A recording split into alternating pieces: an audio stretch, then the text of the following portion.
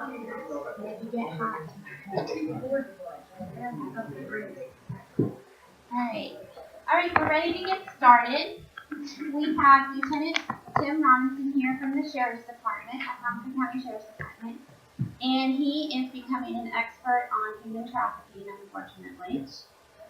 So he's here to kind of educate us about what human trafficking actually is, help us identify it maybe better, and get maybe a better understanding of what's actually going on in our communities. Yes. So we're grateful that he's here today. Alrighty, welcome. I was asked by Heather to teach this class a few weeks ago, and I was interested in doing it. I am well versed in human trafficking. It's something that is it's been going on for quite a while. However, something that's really become on the forefront over the last couple of years, which has really brought to the attention of both the public and the media. So today I'm going to be talking about incidents on a global perspective and a little bit about this whole problem as it's spreading around the world. And then we're going to do a little bit nationally here in the U.S. I'm actually going to talk about some incidents that occurred right here in our state of Maryland that people may not be aware of. And first off, I want to talk about what is human trafficking. Well, really, essentially, it is a modern form of slavery. Now, when people think slavery, what's the first thing that comes to mind? Anybody? In history? Alright. Think about plantations, the Deep South. Well, yes, that is true. The United States of America practiced slavery up until 1865, when it was abolished by a constitutional amendment. But slavery, unfortunately, has been practiced by humankind around the world for thousands and thousands and thousands of years. It has always been a situation where the victor has enslaved the vanquished. The Romans enslaved their vanquished. The Assyrians did it too. A lot of Middle Eastern countries did it. The term slave actually comes from the term derivative of the word Slav, which is when the Eastern Europeans were enslaved. The Irish were enslaved by the British. It has been something that's been a worldwide phenomenon for the last couple thousand years. But the most notable in our experience is what happened in the American South.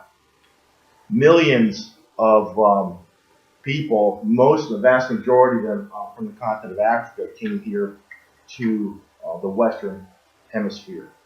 But if you look at it from an historical point of view, and I'm sorry for going off in history, if anybody does not know, I am also a history professor at Salisbury University.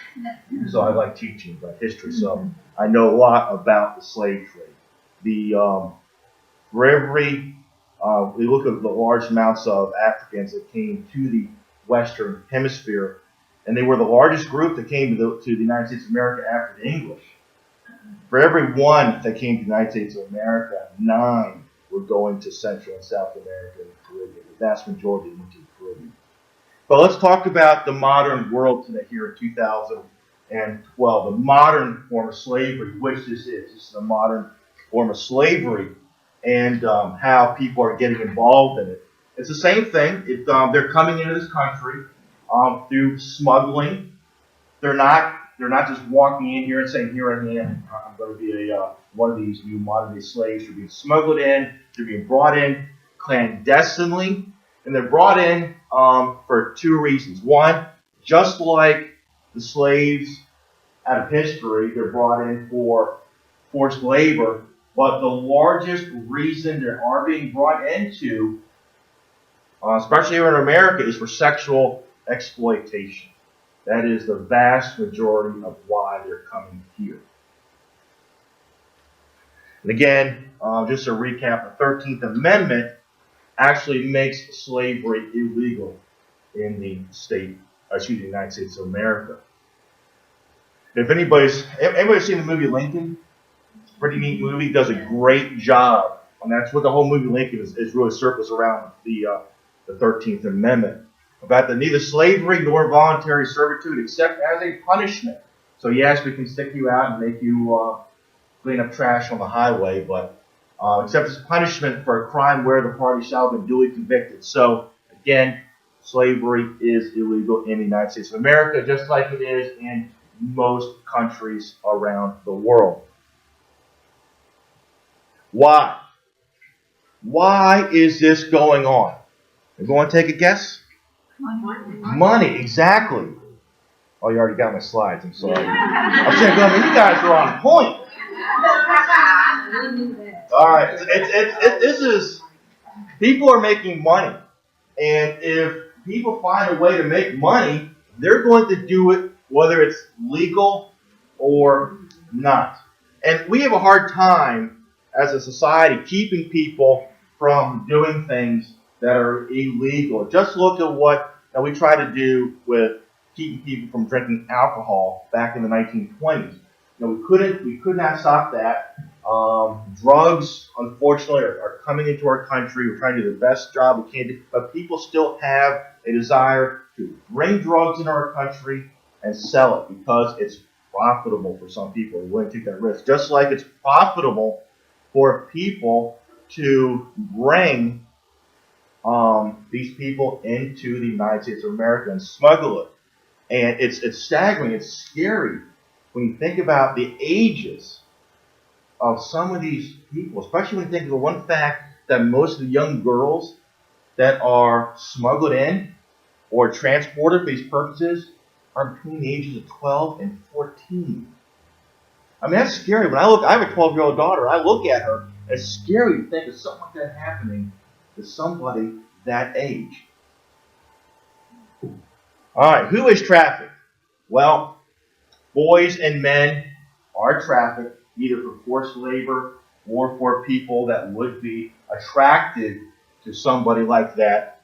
However, the overwhelming majority are females. The overwhelming majority, as you can see, over 3/4 of those who are smuggled are females, between girls and women that are trafficked. This is a worldwide study that are trafficked. You always got to wonder is how are they drawn into this? Many times they're promised a better life. They're promised a chance of that education that they're not going to get at home. They're offered money. They're offered a better place to live. They're going for the possibility of a job. Many of a large number of people that are trafficked into the United States of America are coming from Asia, some South American nations, and Russia. And they're coming here into this country with a promise of a job, the promise of a better life. And it's given them that false hope, that opportunity. They're suckered into it. Then once they get into it, we're going to talk about how they can't get out of it or why they're scared. They're kept in. Violence. They're beaten. They're threatened. They're told if you speak up, we may kill your brother, we may kill your sister, we may kill your mother back home. They're starved, they're tortured. They're also, another thing, once they come in, they may have legal documentation, they may have a passport, they may have a visa, but the person who's abusing them keeps that, holds that hostage, and then says, I'm not going to give this back. And many times, the people that are in this situation get scared, they get intimidated, they don't want to speak up. They're afraid to. And a lot of times, they're also coming from cultures where the police are not their friends. They don't go to the police for help. They, especially in a lot of Latin American and Central America, you don't call the police for nothing. It is? Wow. So I've heard these stories. Now, I've never had any. Of course, I've been in Mexico on vacation. I've been in tourist areas, but I've never experienced anything negative. But that's what I've heard. I've heard the same thing goes on in some Asian nations as well as in Russia. There's a lot of fear and mistrust of law enforcement. So they don't believe that they're there to help. Now, I've got a couple of recent examples, and I know everybody in this room has heard of them. You've probably already looked forward out of excitement to see where I'm going in this presentation. So, who was before me? What did you have before this? Home health. Okay, what's after this? Lunch. Yeah. All right, so I'm keeping you from lunch. Yeah. All right. Well, some recent examples in 2014. And these are all notable. Y'all heard of Boko Haram, and with the girls, I believe it was in Nigeria. And why are they taking these young ladies? They're going to sell them for sexual exploitation, the vast majority of them. And they're gonna ship them off somewhere. And it's scary what's going on. And also, very recent, just in the last couple of weeks, what's going on with the Yazidi women in northern Iraq. They're taking all the women, now the ones that they don't execute, if they're under 35, they're taking them prisoner, they're taking them hostage. They and for the means of selling them for forced labor or purposes of sexual exploitation. Gosh only knows where they're going to end up. I watch this every day on the news. This is very concerning what's going on over there with this ISIS group. They're attacking. The Yazidis are a derivative of the Shiite religion, and the ISIS, if I understand, is basically a Sunni group. And it's these people are bad. And yes.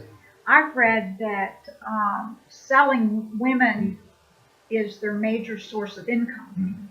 Wow. That's what supports the organization. And they get lots of money. As I said, this is a $9 billion a year industry. So they have an incentive to capture them and sell them if there wasn't a market for this.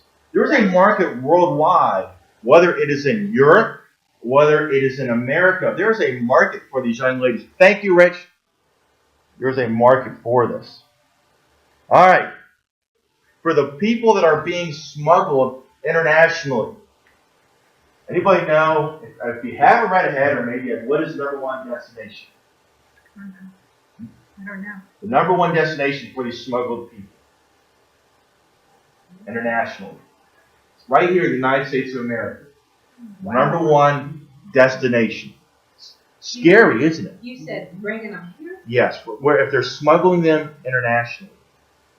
What I'm told, if when you add up all the different nations, the largest amount are coming to the United States. Now, we only have, this is trafficking into the country. It's not just not a third world problem. This is some of the numbers that they're sure about. I've seen some other numbers that put this at well over 50,000 people a year, upwards from that, are being smuggled into the United States, and it's probably even higher than that, are being smuggled into the United States. And those are the ones that are being smuggled into the United States. Now, you don't want to talk about the ones that are being smuggled, that are being trafficked within the American citizens that this is happening to. Into the United States, it says a total worldwide 800,000 people are being trafficked all over the world. But the largest place where they're moving from one country to the next, I'm being told, is coming into the United States with probably 50,000 or upwards number coming into our country. Again, you can see the vast majority of them are for the purposes of prostitution, and then it goes down for domestic servitude towards agriculture, working in the fields. Again, if there wasn't a demand for this, they wouldn't be here. LT, where do you have information about where they're where in the United States?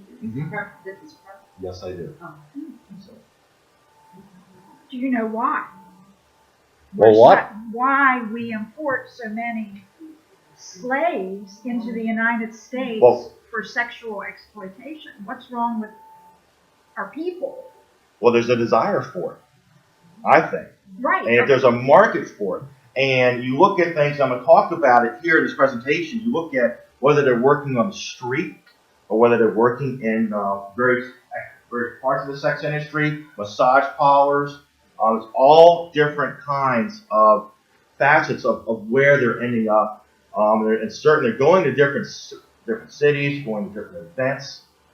And I'll show you different maps that have come up, which shows you the different places, some of the high points within the nation of where they're going. Again, it's believed that the number is well over 50,000. And the overwhelming majority of them are women. And then when you break that further, then it comes to their children. Again, this is scary right there when I say the average age of the girls that are bringing in starting in prostitution are between 12 and 14 years of age. That's scary. I was going to think of that when I said my daughter is going to turn 13. And the thought of her being abducted with it is terrifying. Of course, you all are parents too. And my daughter is my princess, and I tell her she's a little girl. She gets upset about that. Dad, I'm no longer your little girl. I'm 13 years old. I won't hold your hand anymore. I won't give you a hug in public. But she's always going to be. I tell her, you're going to be getting married, and you're still going to be my little girl. No, Dad. So it's you all can relate to that, I'm sure. So what I'm going through. So then she goes, and then I'm going to talk about this too. While I'm thinking about it, a lot of it, the rhythm keeping your children safe is just paying attention to them. And she flips out when I say, okay, it's cell phone inspection time. Told the other boy, hand me, why? And she's got nothing to hide. But she doesn't want me to see her conversations, who she's talking to. And then I know one of the young men. And so, you're talking to so-and-so that embarrasses her. I'm the most embarrassing dad on the planet. Of course, many dads can fit into that category, I'm told. Again, where are they coming from? They're coming from the poorest places in the world. This is the vast majority of where they're coming from. Now, you all are going to have to successfully complete today's class. You have to name all these countries. So I'm told there's going to be a geography component of this class. So, but most of these are some of the poorest places in the world. And again, then that was just where the poverty levels are, and then it just compares to where they're actually coming from, where statistics are where they're coming from. You can see China. Russia is the Ukraine right here. And of course, I haven't seen the news yet today. I'm waiting to see what's going to happen. It sounds like Russia may have invaded overnight, but it has not come out yet what exactly is going on. It's a mess over there. It's like the armored vehicles already crossed the border, if you haven't heard. Then you got several Central American nations, and Vietnam, Cambodia, Pakistan, and India. All this on the subcontinent. They're all coming from over here, and of course Mexico. And we got everyone's welcome with issues on our border. Whoops. All right, now within the United States, because it is a problem right here in America. It's not just coming in from outside. Because yes, we have people being smuggled in, but we have more that are being trafficked right within our own country than are being smuggled in. Who is at risk? Number one, at-risk group, runaway and missing kids. And these are the kids that are very likely to end up in foster care. These are one of the number one groups that I've heard is the most at risk because they're coming from a bad situation. They're already vulnerable, and they're going to find some adult who is willing to care, willing to buy them some nice clothes, willing to give them a place to sleep, willing to give them some food, and next thing you know, they're willing to do whatever is asked of them, or they think, well, this person cares for me, this is what I must do, especially the younger ones. Or then they get in a situation where they're being taken care of, they're being provided for, that don't have any other option because they were hungry, they were on the street, they had no place to live.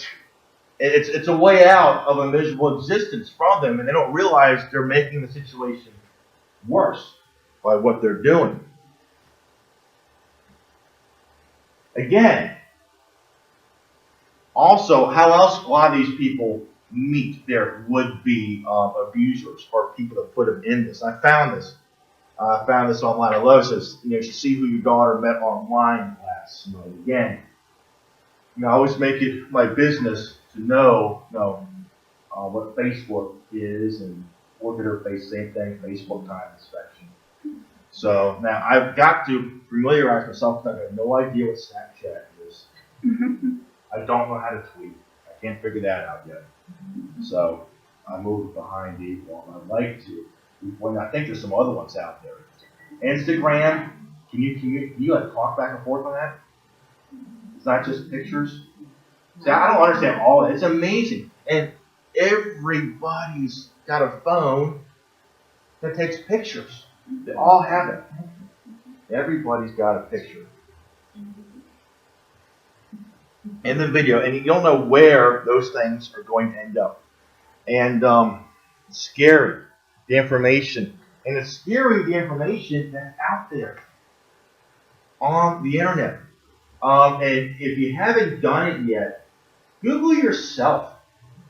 And what I'm saying this is going to some of these whitepages.com, and all of a sudden you'll pull yourself up, and it'll link to all kinds of people that may be related to you. It'll have your spouse's name on there, your children's name on there, their ages, maybe your parents. And this is all free and open source. And it's scary. It is really scary what is available out there. So, again, who is at risk? Again, we talked about these runaways.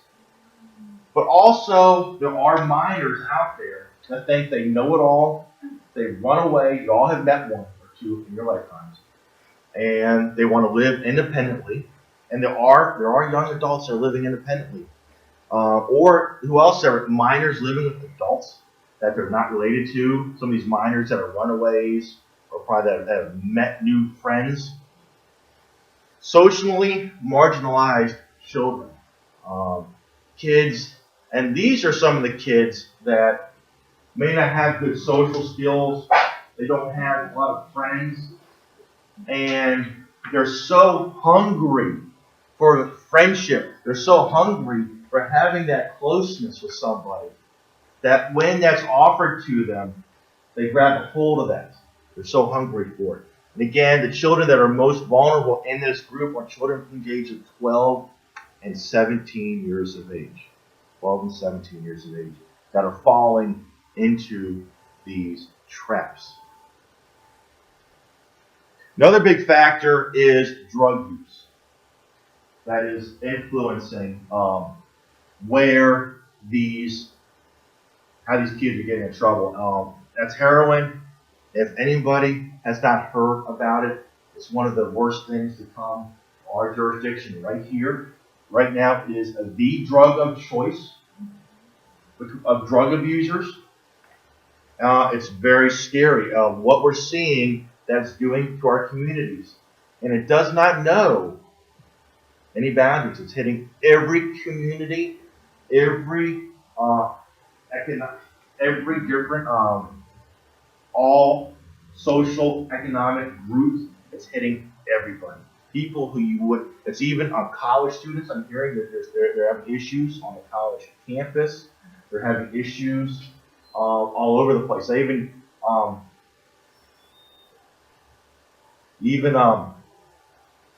I'm sorry. One of the things I noticed when I teach in my college classes, when the cell phone rings, I always stop and I always stare at the people. So that was a force of habit. Excuse me? Oh, okay. Oh, I'm not really embarrassed. All right, sorry. Hopefully you wouldn't hurt now. I do that a lot too, by the way. I'm really watching myself here. Another thing I want to mention, the same thing, college classes are the same thing. Nobody sits in the front row. They always start back and go forward. So the front row is really the second. So Of course, people are sitting in the second row. You either came late, so you had to sit here. All right. Anyway, I know it's funny. I was always a sit in the front kind of person because I love learning and I love taking classes. And my number one pastime is reading. Anybody here by chance? Anybody here live in the Berlin area? Anybody here from Berlin by chance? Okay. I am reading a book about Stephen Decatur. What a fascinating man that was. If anybody doesn't know, we have a high school out here, and I lecture about it in one of my classes. I'm sorry to digress, but I do that a lot. One of my students goes, "Oh, I graduated from that school. I never knew what he did. Why the school was named after him." Stephen Decatur is one of America's first naval heroes, and he was. I've got to say this. He was a badass. What he did. So I apologize. It's the worst it's going to get. Now you gotta tell us what he did. Okay. Yeah, if anybody's ever heard of the short version, the Barbary pirates seized one of our brand new and largest warships in 1803, the USS Philadelphia, when the captain panicked and got stuck in a sandbar off the coast of what's now Libya. And he surrendered his ship. And the guy who surrendered the ship, it was like the third ship he surrendered. He had a track record for doing this. You would think the Navy would have stopped giving this guy a command.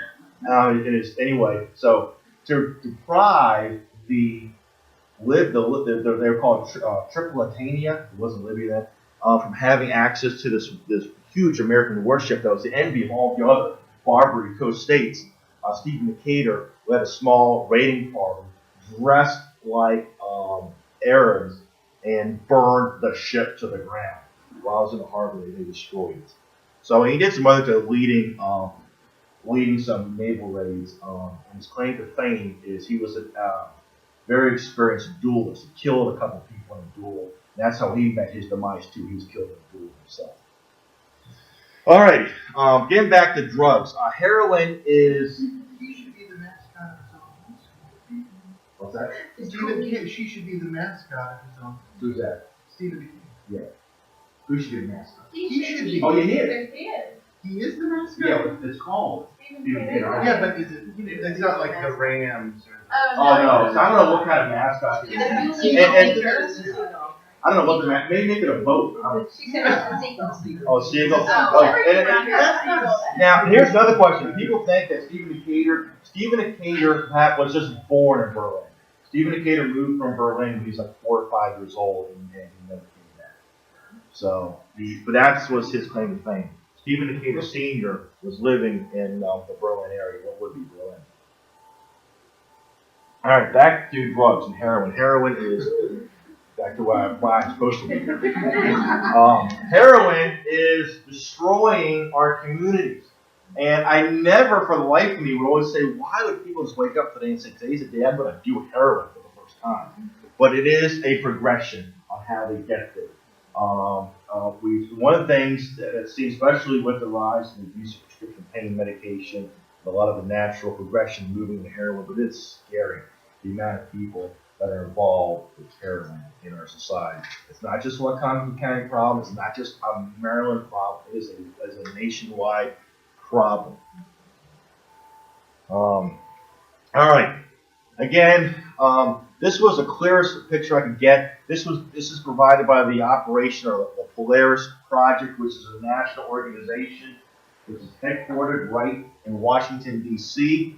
They rated the different states on human trafficking and as to which states had the most amount of incidents of human trafficking.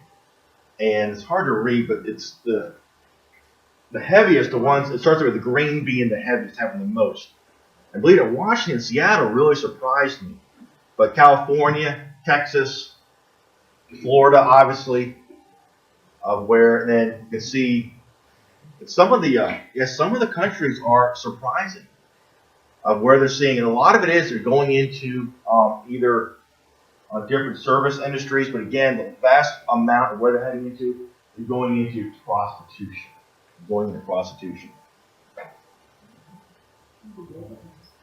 Yes, exactly. And again, now, You probably read ahead, so you know the answer to this. How many people are trafficked within the U.S.? They don't have exact numbers. They believe it's well over 250,000 people annually are in this, and even this number is conservative. It may be underreported because it's just not reported or it's just not discovered. But these are some. I've seen one figure of 250,000. I've seen 325,000. So, and it could be higher than that. I would gauge, if I had to guess, it's definitely towards the higher end as to. Again, and within America, of those Americans that are being put into the situation and are going into this, most of them are for the domestic sex industry. Again, half of them are under the age of 18. And everybody's being trafficked within America. 83% are U.S. citizens. And that's a pretty scary number. So again, it's not just people coming from a third world being brought into the United States of America. Many of them are our own American citizens. But again, most of them are going into prostitution.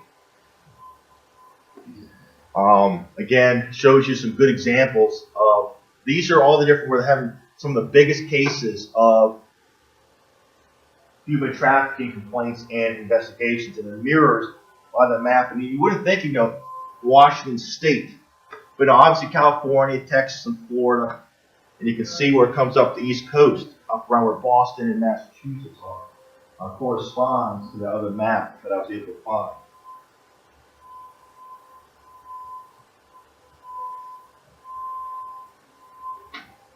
And again, just another example where trafficked people work and what's a trafficking. That's again overwhelmingly prostitution and sex services were the overwhelming. After that, domestic service, being forced to work as a nanny.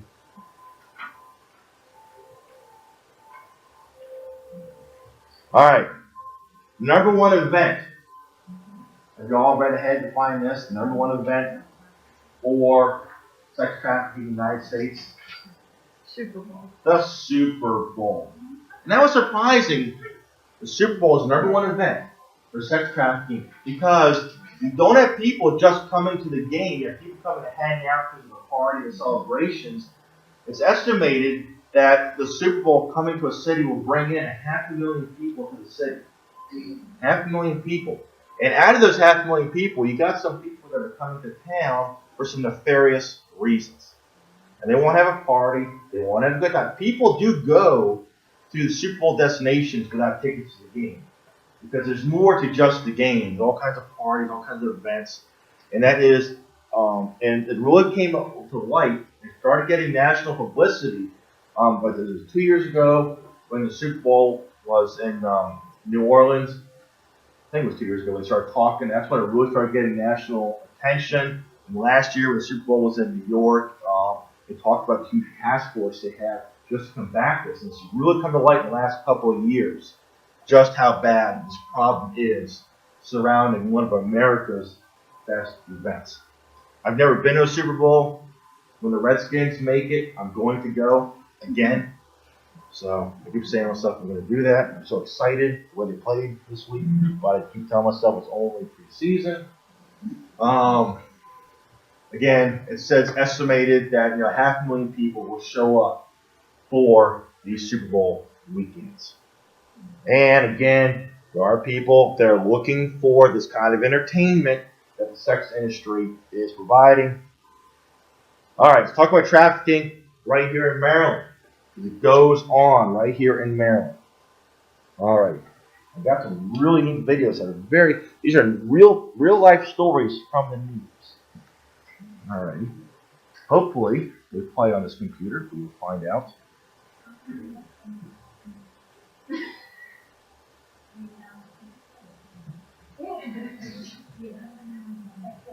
Uh-oh. Do you have Windows Media Player on this?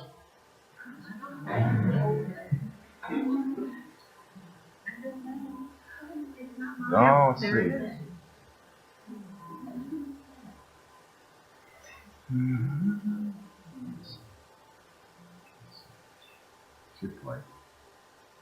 All right. Yeah, it's gonna play. Not yet. Ooh. Oh. It's not muted.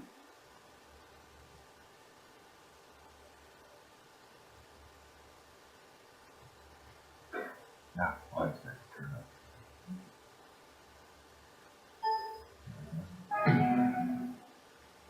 Three people are facing charges in two separate human trafficking cases. Howard County Police say the investigation spanned 2 Maryland counties and at least 3 states, and also involved weapons, death threats, and kidnapping. 11 reporter Kai Reed is live in Ellicott City with our big story. Kai. Okay, these court records give a lot of details. The victims told police that the suspects controlled them through beatings, even threatened to kill them as they prostituted them through several states. Both of the victims escaped their alleged captors late last week.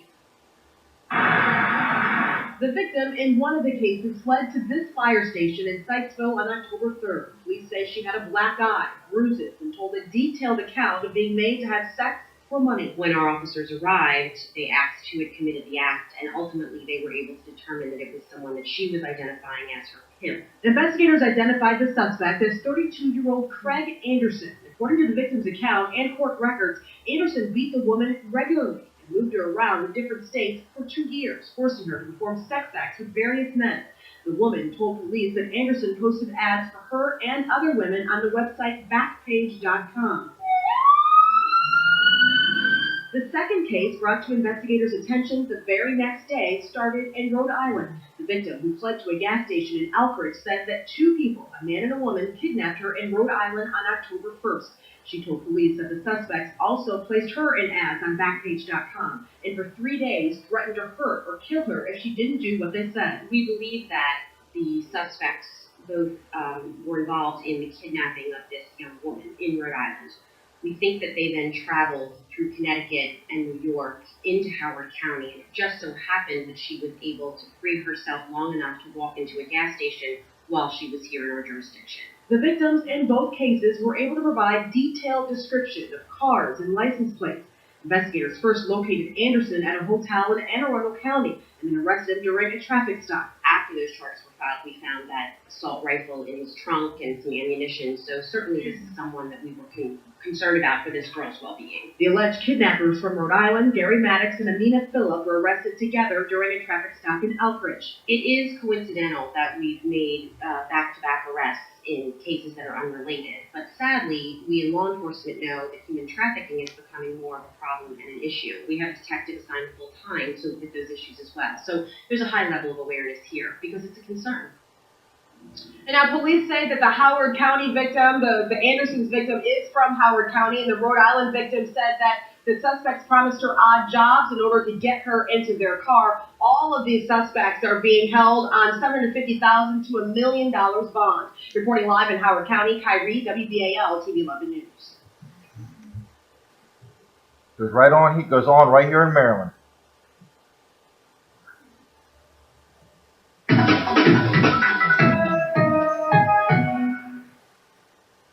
Human trafficking experts warn a conference of school counselors today that thousands of young women in Maryland are at risk of being bought and sold for sexual exploitation. Last year alone, law enforcement identified 200 victims of human trafficking in our state, with 2 new cases brought to light just last night. 11 News IT reporter David Collins is live in Hanover tonight where the conference was held. David. Okay, experts say the issue is not new, it's just newly recognized as a problem. Up until last year, law enforcement viewed human trafficking as child abuse. Experts believe the line is blurred between prostitution and sexual slavery. The man in this surveillance footage is peeling off dollar bills to pay for a sex act. Leading authorities say young prostitutes like the one in the surveillance footage can be manipulated just as easily as a vulnerable teenage girl. If you need more clothing, if you need somebody to pay attention to you because nobody at home is paying attention, then I will be that person for you. They promise them basically what they need and then exploit that by selling them. Alicia McDowell is the executive director of Araminta, an organization dedicated to the prevention and rescue of victims caught up in human trafficking. Araminta is the birth name of Harriet Tubman. The organization trains counselors, teachers, and social workers how to identify signs of trafficking within student bodies. Every presentation we have done, we've had somebody come up to us afterwards and say, I need to make a referral for a child who I believe is at risk. Last year, Maryland authorities identified 200 children and young women as trafficking victims. Those being groomed suddenly have a wardrobe and no longer wear the same clothes to school. They sport jewelry and have cell phones and other electronics, material things they've never had before. Social media and online sites such as Backpage.com is where much of the recruiting begins. The traffickers exert a lot of violence and control over the girls. They will threaten them, but they also are showing them love as well. It's very similar to a domestic violence situation. In the most recently uncovered human trafficking case, Howard County Police say 32-year-old Craig Anderson regularly beat his victim into submission, transporting her to state for 2 years, forcing her to perform sexual acts on men. But it's not just that they are being held by physical chains, it's emotional and psychological chains, where that child might be experiencing an adult who is paying attention to them for the first time in their lives.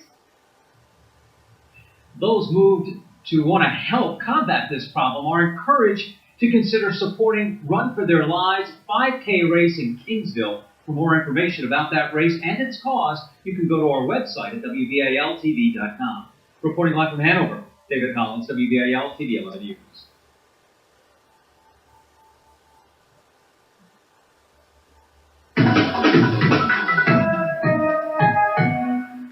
These are all recent. The crime that's in the happening last in year. plain sight, oftentimes turning teens into victims. It is human trafficking. And today, law enforcement was using everyday people to help them fight the problem. 11 News reporter Don Champion is live in the studio to explain how that works. Don. Well, Kate, exact numbers are not available, but there is no doubt human trafficking is a growing and big problem in Maryland. It is a dark underworld hiding in plain sight, and today officials help shine light on it. It's life in the shadows, filled with painful uncertainty I really felt a lot of shame. and endless exploitation. I was forced to prostitute in Atlantic City, New Jersey. It's a life Holly Smith escaped. Now she's a face of Maryland's growing problem and dirty secret, human trafficking. This trafficker spotted me at my local mall and exchanged numbers with me. We talked about every other night for 2 weeks. Holly was only 14 at the time. Days later, the man convinced her to run away, then forced her to sell sex. I think that it certainly is a bigger problem than we think it is. One reason Baltimore County's State's Attorney Scott Schellenberger helped host a community forum Saturday, arming everyday people with education needed to fight the problem. He says being observant is key. They call us when there are too many cars going up to a house, strange people going in and out of a house, only men going to a massage parlor. Parents can also be leery of websites like Model Mayhem. Popular with aspiring models, traffickers use it to lure new victims with empty promises. Tony Steigerwald was among those being educated on the problem. It affects businesses, it affects families, it tears apart lives. It keeps people from living their full potential. Holly Smith feels like she's now meeting her potential, sharing her story, educating others that trafficking isn't a victimless crime. It's my mission to make sure that victims today do not feel that way. It's important for community members to realize that these kids are victims. And tonight, lawmakers are taking action. Next month, a new law takes effect. It allows the assets of traffickers to be seized in Maryland. Victims and advocates do say there's much more needed, including help for survivors. Reporting live, Don Cheek, That law went into WBAL effect this past October. So all these stories, these are all from the last calendar year. These are all recent stories. All these were within the last 365 days on the news. One more. Well, what was once hard to believe could happen in the U.S. are proving to be a problem of growing concern, and that is sex trafficking. Just last week, a federal jury convicted a New York man on charges of sex trafficking here in Maryland. And tonight, IT reporter Deborah Weiner shows us you don't have to look far to find victims who have been forced to sell themselves at the hands of a human trafficker. It is close to midnight in Curtis Bay, Baltimore, and 2 young volunteers are packing up supplies for victims of sex trafficking. They know they will find them tonight. She was walking full by her. I don't know if you guys It doesn't take long before Glorielle and Derek from the group Safe House of Hope spot young women waiting alone on the city's dark streets. They want something to drink? Oh, we also have a 24-hour hotline. None of the girls they approach on this night turns down their offer, including this one, who says she is 17. How long have you been out here? The girl answers, 2 years. I think 14 is the youngest girl that I've seen out. With summer approaching, volunteers expect to see 50 girls a night. Most of them, they say, are not prostitutes by choice, but are being forced to sell themselves in the growing commodity known as human trafficking, where victims are exploited for sex and all the money goes to the pimp. Torture. And that is torture in every single sense of that word. Shamir McKenzie was a junior track athlete at St. John's College in New York when she found herself in desperate need of money for tuition. What she thought was just an exotic dancing job quickly became something else at the violent hands of this man, Corey Davis, who authorities say led a 3-state sex trafficking ring involving at least 20 women and girls. Shamir says she was beaten and forced to sell herself with a quota of $500 a night. You multiply 500 times 365, you get a figure about 188,000. And you saw none of it. I saw none of it. It took 3 attempts before she was able to run away and free herself. This isn't an issue that is exclusively occurring in Southeast Asia. It's not just in Cambodia or the Ukraine. Sex trafficking is happening on the streets of America every single day. National Human Trafficking Resource Center. The Polaris Project in Washington operates the National Human Trafficking Hotline, which has received 70,000 calls in the last 5 years, including more than 1,200 from Maryland, making it the 13th highest in call volume in the country. There is no single face of a victim of trafficking. It really is about questions of vulnerability. In Annapolis, a 3-year lobbying effort finally produced some success. Maryland law will now allow the assets of traffickers to be forfeited, as it has been in drug and gambling cases. It's pretty startling how much money is being made off of buying and selling women and children here in our own communities. Despite efforts, the money seized will be deposited into the general fund and not a fund for victims, as hoped.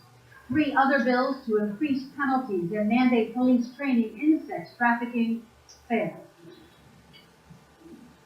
At Shared Hope International, outside D.C., which is pushing for stronger trafficking laws, Shamir McKenzie is working to eradicate the industry and advocate for victims.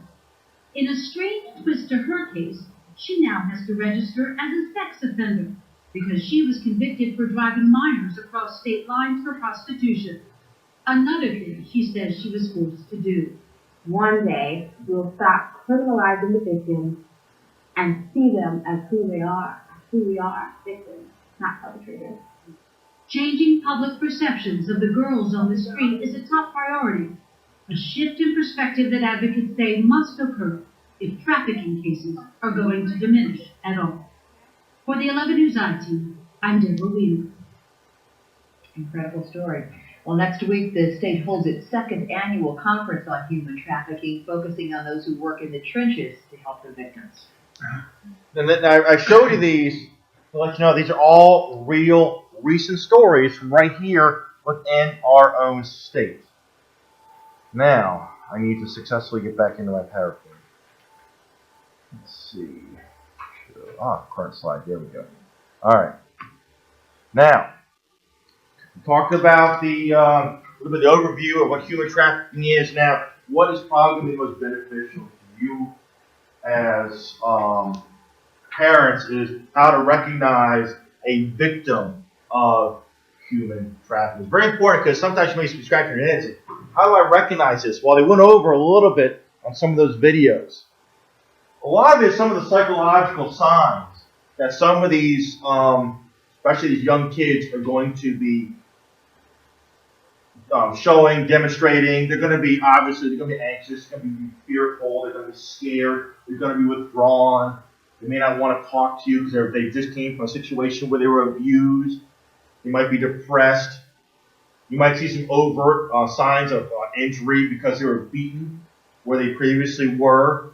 or there's always information like somebody's watching them. I've got to communicate with somebody. I've got to report in. Those things should be warning signs. Or financial problems. If they're talking about I owe a lot of money, and yes, we see juveniles get in those situations, especially over drugs.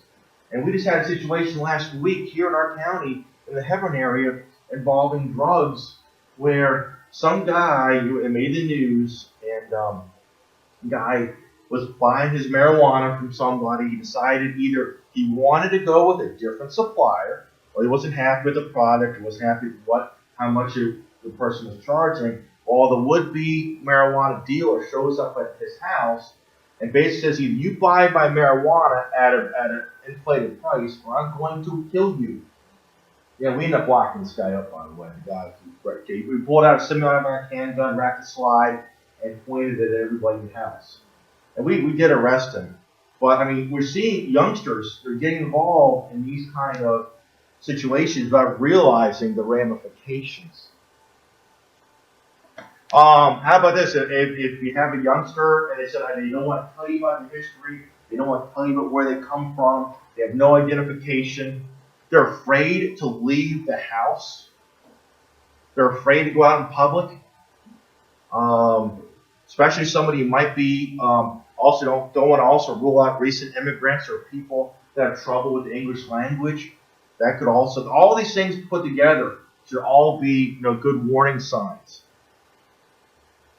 Again, also, if they start talking about the sex industry or making reference to it, that would be probably a major warning sign. Just why should a juvenile know about stuff like that?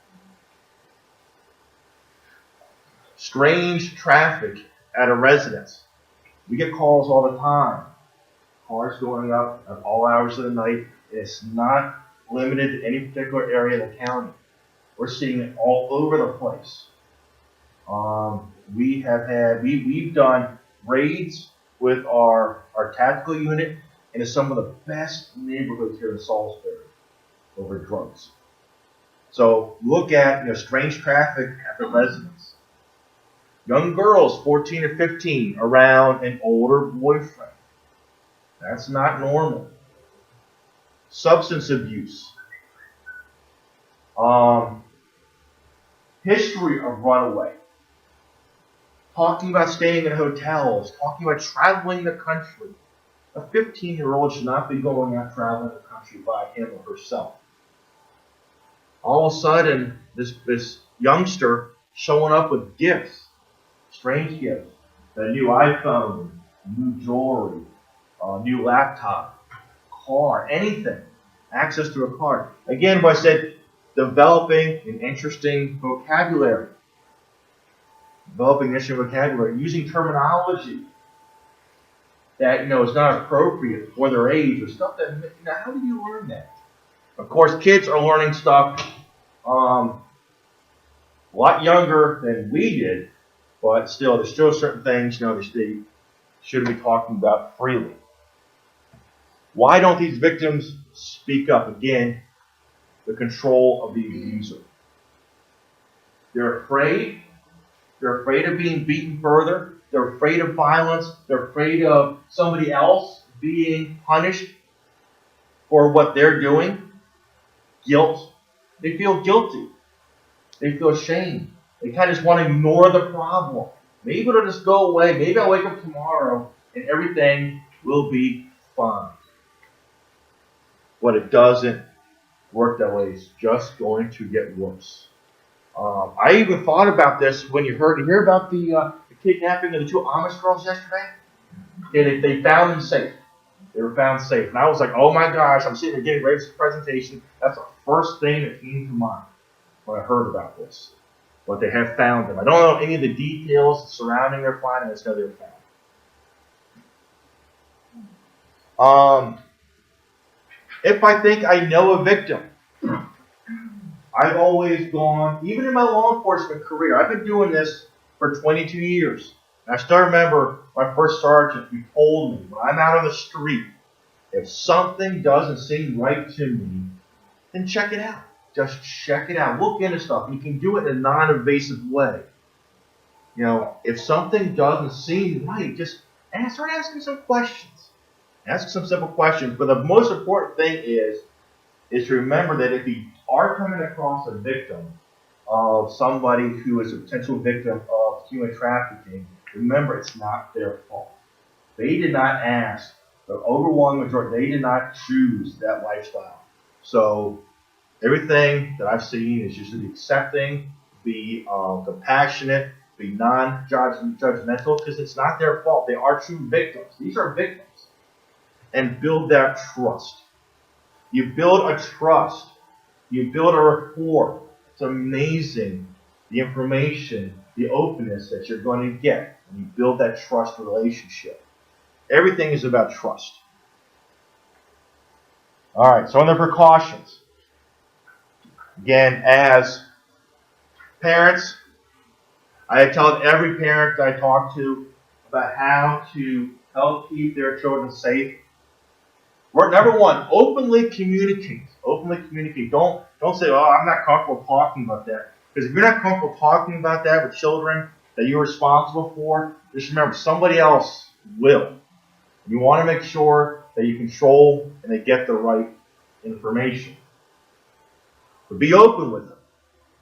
Inform them about the dangers out there in this world. Not to scare them, but tell them some things that could happen. But let them, I believe in letting children be children and grow up. But at the same time, the children today are growing up so much differently than I grew up and anybody's room grew up, because we didn't have these fancy video games when I grew up. We didn't have Facebook. We didn't have Snapchat. We actually, if I wanted to go talk to my friend, I walked down the street and knocked on his door. I mentioned my daughter. I got her first cell phone 2 years ago. And thank God I got unlimited texting. Because when I found out, I didn't think it was possible to send 3,000 texts in 1 month. I didn't think that was possible. I mean, and I got to tell you, you don't think, but all her little friends, she put in the contact, and they're just sending, "Hi, what's up? How are you?" Nonstop. It's all new to them, giving little messages, and she's still doing it. She's going to be 13 now. Her contract, I trusted her with a basic phone. Now she wants to upgrade to an iPhone. So we'll see. But I still get it. So who was that that texted you? "Oh, my friend so and so." What did she say? "Hi." If I started texting some of my adult friends, "Hi," they're gonna want to know what's wrong with Tim today. But whoever invented the texting function was a genius. That's so simple because you can communicate. How many people have sent text messages here while we're talking? Well, somebody has. I can see that. It's obvious we send. I see it. And that's okay. But you can do that. You can communicate with somebody, clandestinely. While you're at somebody, whoever created it is a genius. But kids, and I will tell you, but going back to my college kids now, they grew up with these cell phones and they grew up with texting. They've had it for a decade. You can't break them on this. I tell them, I'll stand over them, I'll stare at them. I mean, I'll tell them beginning of class, the class starts in a week and a half, and I tell them. I don't tell them that I'm a law enforcement officer. It's a huge surprise when they find out. But I'll tell you this, I pulled over a car on campus last year, and I'm writing the young kid a warning. These 3 young ladies come walking by. Look, all of a sudden I hear the corner, "Man, that cop is just like my history professor." They keep right on going. They doesn't even faze me. They don't think of me because I wear a bow tie sometimes. I wear a jacket with elbow patches. Totally transform myself. But where I'm going, but they're non-stop, and they can work the phone way better than I can. I've still got a hunt for all that. Anyway, my son, who's just turned 16, the way he can communicate, he can like nothing like that because they grew up with it. And these video games, every time I play Call of Duty with him, he kicks my butt. Because they grew up with these things, and their dexterity with their thumbs and their eyes, they just move so fast, But anyway, getting back, they don't know a life without Facebook, especially younger kids. They're always going to think it's normal. So we have revolutionized the way young people communicate because of this. And we got to tell them, listen, that person, I also want to make sure you don't talk to anybody anonymously. Because they may think they're talking with another 14-year-old girl that they met in a chat room when the big joke was they're talking to some big, hairy 40-year-old man. Yes, that happens. That is a true thing. There's a lot of sexual predators in this world. We have some of our detectives actually do undercover stings. They'll go online. We have one of our detectives, and he goes online, and he will pretend to be a 14-year-old girl to lure these predators in. And he does it. And when he has free time, it's like his favorite pastime to catch a predator. They are out there. And he'll set up. One time, he was working over at the, he got him to meet him over across the street from his office. I mean, this is how focused these guys get on the possibility of being with a young child. These people are really sick, and they are out there all over the place. He says he can go out there every day if he has some free time and just catch them online. The best one he got was he got some guy that was an airman from Dover Air Force Base. He got him to come down and come to the hotel room here in Salisbury, start to meet like a 14-year-old girl. He was in the hotel room. So there's all kinds out there. So be careful when they're on the internet. Be involved. Or be involved with their lives. Know who their friends are. Know who they're talking to. I don't search my daughter's phone. I don't tell her it's phone inspection time. I just want to be involved. And they know, hey, somebody's going to check my phone periodically. Maybe I'm not going to have these kind of conversations. Now, know who they're with. It's frustrating, and we get it more often than you realize. We take a missing person report. Okay, who's your son or daughter? Do you know who your friends are? I don't know. What do you mean you don't know? Who do you go to the movies with? Some friend from school. Who picked them up? A friend from school. When I was a kid, I'd tell my parents the name of the person I was going with, what their parents' names were almost, where they lived, and a phone number where I could. There's many times my parents wanted to meet the other set of parents before I went out with that kid, or even just a guy going out to hang out with. And I appreciate the job. My parents, I thought my dad was strict. I was raised by a police officer. I thought he was strict. Now I look back on it, and I'm glad he was. I'm glad. You're not Ted's wife, are you? Yeah, I was getting curious. So, not anything bad. Her husband used to work with us. So, yeah. So there's you have kids, right? Yeah. Is Ted embarrassing? No, he's not that bad. All right, my daughter goes to Bennett Middle School. I am not allowed to show up in uniform. I can't. Now, when she was in 5th grade, I could show up and, oh, it was so great. But as soon as you went in 6th grade, just stay away. Stay away. And know where their friends are. But the big thing is monitor. Just pay attention and be involved. There's so many grown-ups that are not involved in the lives of children. There's so many ways. Hey, let's sit down. Let's talk about your day. Let's go out and do something. Let's do something outside. We always, just make sure you do something. A lot of times you don't want to hang out with mom or dad, but always find something that they will enjoy. All right, now how can I report? If you think you see something, that's the biggest thing. If you think you see something, and when in doubt, I always recommend for anything, err on the side of caution of reporting it.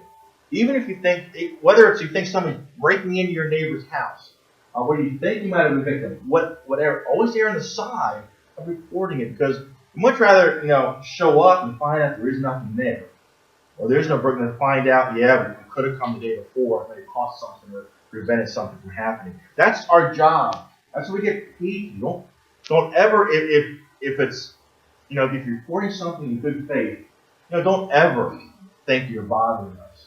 Because that's what we get paid to do.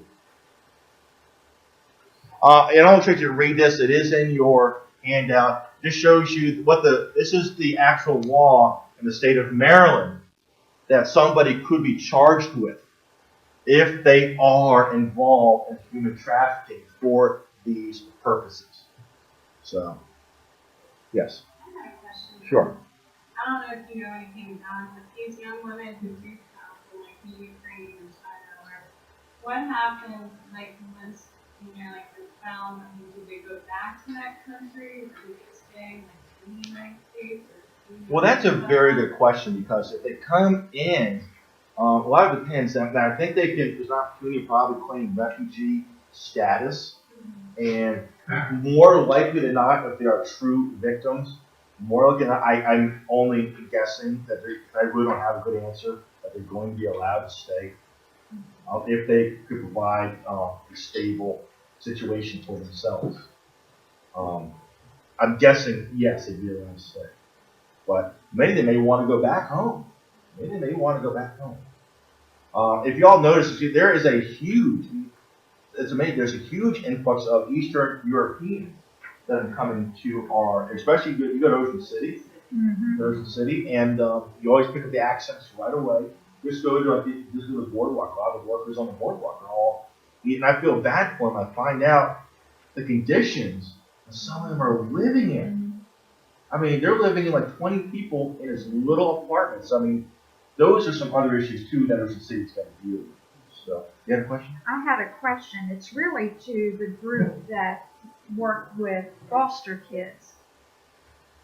It's my understanding that a lot of the girls that get drawn into the situation with human trafficking have been abused as small children, have been sexually abused. That's true. They've got a history of it. Right.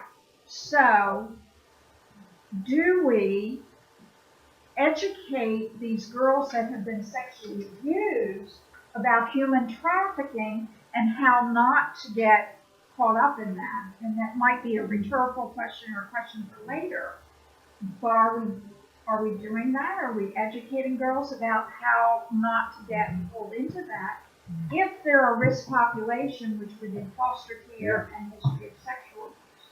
That could be something you're right there under informing about dangers and just keeping them. But that's true. Let them know there are bad people in this world. There are bad people. And my second question was, do we train foster parents to monitor their social media and see? I agree 100% with monitoring children's social media. But these are foster parents, not the natural parents.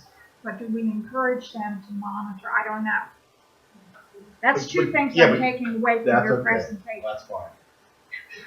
Can foster parents monitor? Is there anything that says they can't? I don't know. Yeah, I don't think. I'm asking the question. Yeah. They can't do that. Some do. Some of our kids on our Facebook and people that are shown to be like at risk and come from history of sexual abuse, and we do talk with all of our kids about it. It's actually part of the intake. They're overwhelmed with so much stuff. Oh yeah. But we go back to it obviously with several of them show at risk with internet usage a lot, and what we usually do is rather than say you can't be on the internet ever, their caseworker gets their password as well as their foster parent as well as sometimes mentors in their life, and if they change the password, open another one, anything like that at any time, then they lose it for a week. And so that it just keeps them honest. As far as we'd be joking ourselves if we said we could keep them from Facebook altogether. But we're trying to teach the foster parents to monitor it too. But you're right. There is a correlation between people being victims of abuse and becoming an additional victim later in life, or becoming a victim of abuse and becoming a perpetrator later in life. There's studies that have proven that too. Right. So, all right. Another thing this is interesting too. There's now state law that in Maryland, on every restroom and any highway rest stop or any rest area, they must post signs about alerting.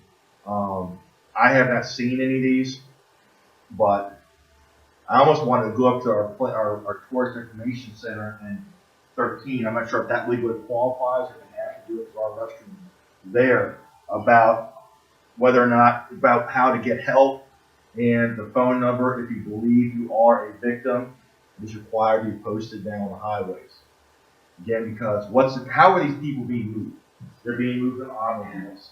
And one of the things that we as law enforcement preach is the key common denominator for catching criminals is every criminal eventually uses an automobile. So that's one of the reasons behind doing a lot of traffic stops, because you never know when you stop that individual. And I don't care if my guys write tickets, warnings. I want them out there to stop making valid stops on cars, because you never know when you're going to stumble into something good. Again, this just, if you all, the easiest thing to do is contact your local police department here on the Lower Shore. Contact the police if you think you have a potential victim. Maryland, 2007, actually created a human trafficking task force with the State Attorney General's office and several police departments on the Western Shore that are heavily involved in this. So this is something the state of Maryland has started taking very seriously over the last few years. Again, Project Polaris, which we mentioned, saw in a couple of those videos, they do operate a national hotline for victims, or if you think you might have a potential victim, to report something like this. If you're not comfortable going to your local police, I told that number is answered 24 hours a day, 7 days a week. Somebody's always going to be there unless they're a number. And again, the biggest thing you can do is help. You think you have a victim, help them. Now, don't ignore it. You see these warning signs, don't think it's not my problem, somebody else's problem. Help them, because they need help.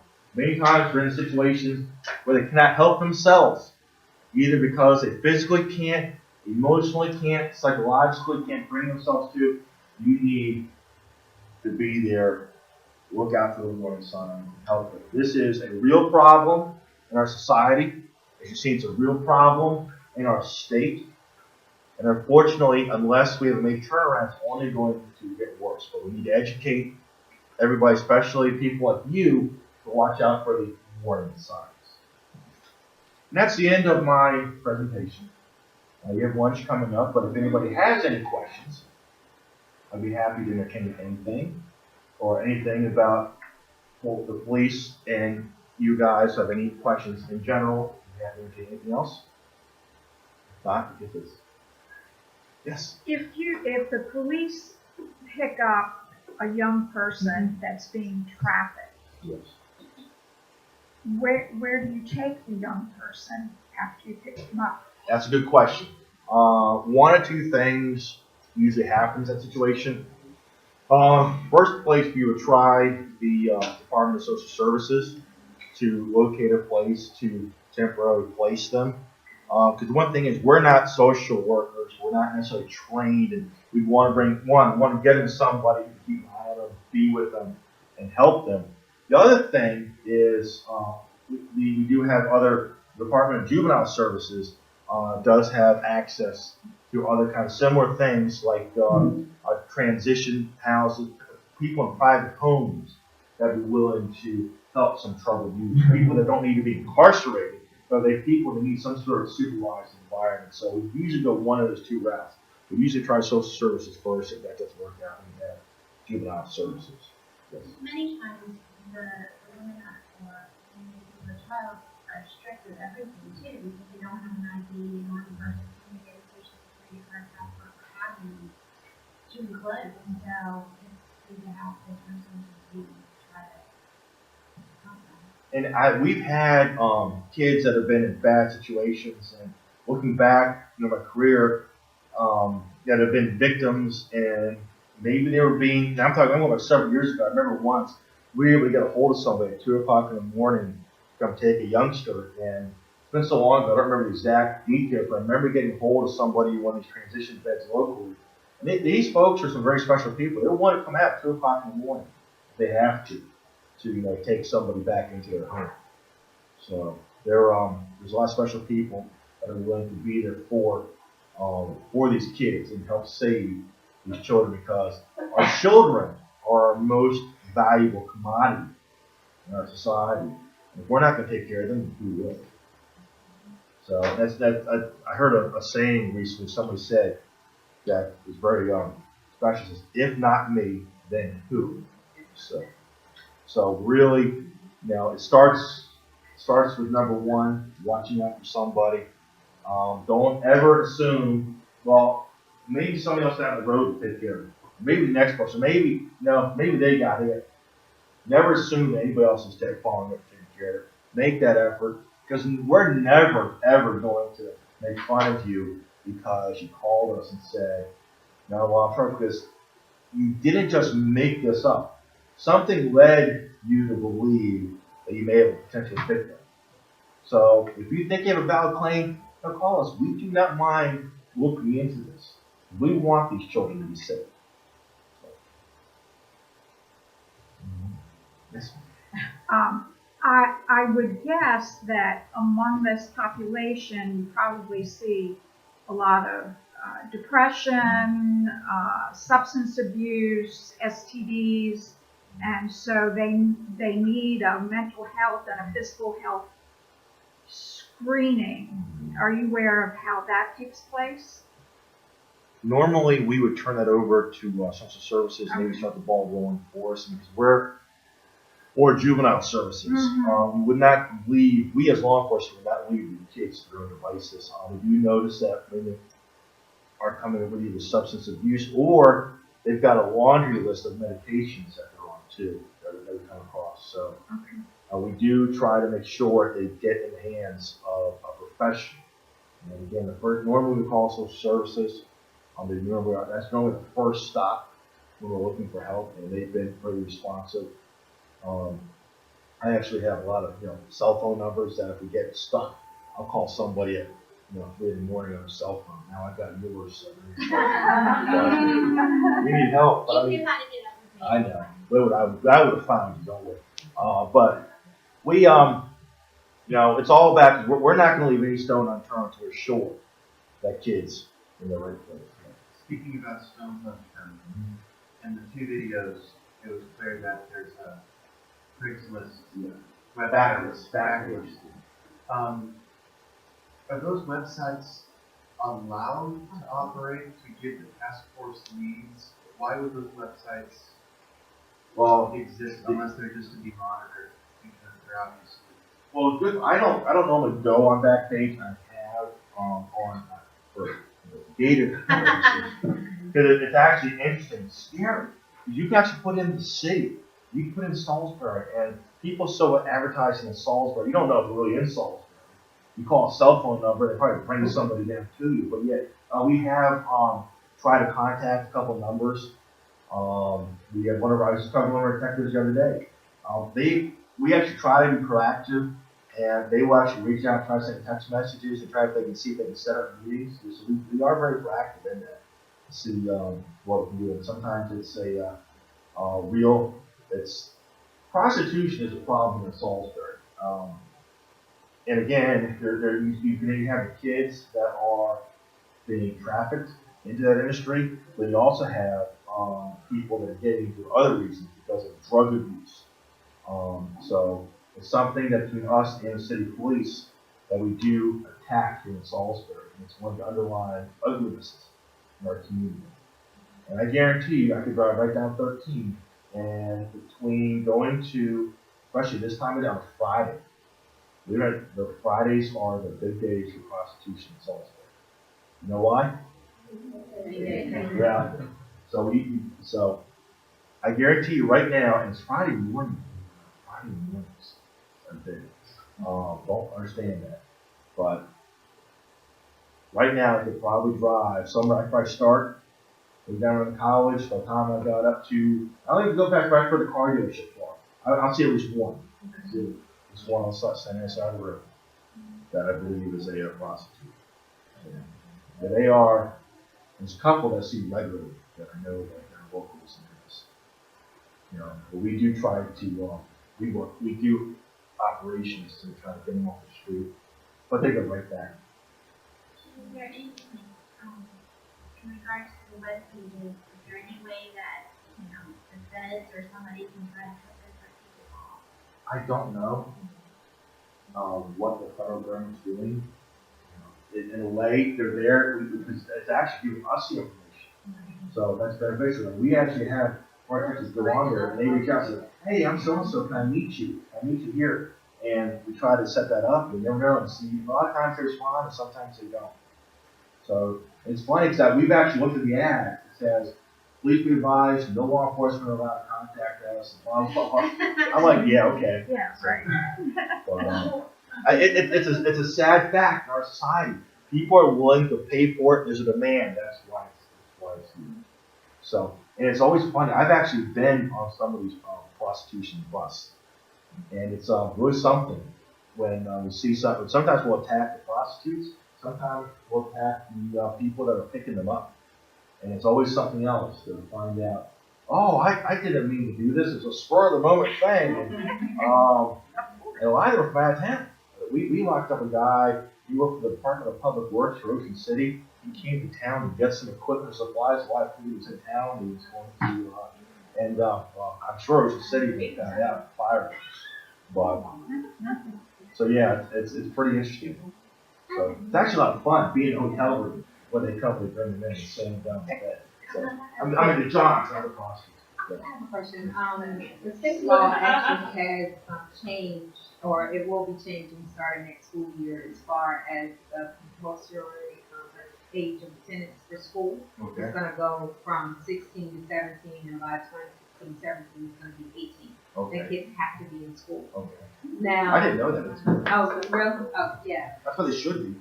So my question to you though, is there any talk about, because right now if a kid is 16, they're considered, They could be out of school. they could be out of school, and but also as far as having a relationship with someone older, right? If they're 16 and older, they're considered Yes, by state law. You know that if you're 16, you can have a relationship with with anybody. a 20 or And a 40-year-old.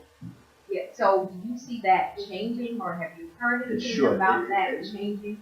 I would think it would. It should. That's what's scary. A 16 or 17-year-old girl can legally have a relationship with a 40-year-old man. Y'all know that? You're at the state of Maryland. As long as that man is not in a custodial situation, a teacher or a high school coach, but that's scary. I believe, what is the age to consent sex? 15 or 16? It's 16 when basically you're considered a consenting adult at the age of 16. There's varying laws. If you're 15, if you turn 15, but you're not 16 yet, that's 1 degree if you're caught having sex with somebody who's older. But if you're under 15, the law is really, if you're under 15 and the person is more than 4 years older than you, exactly full 4 years older than you, that's where it's actual second degree rape. That's where second degree rape comes in. So, yes. I called the Wayne County Sheriff over one of my foster homes because I wanted to report one of my 14-year-old foster kids was in a sexual relationship with a 19-year-old male. And they said that no statutory rape had occurred. And he actually took out the book from his hip and said that she would have had to have been 13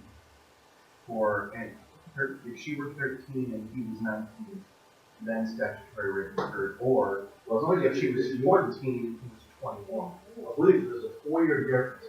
14, 4 years, but it's got to be a full 4 years.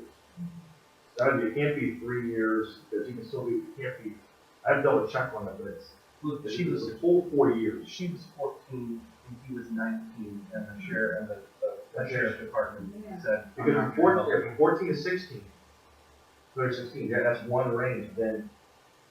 But then 14 and under was 9. I'm not sure about that. Why?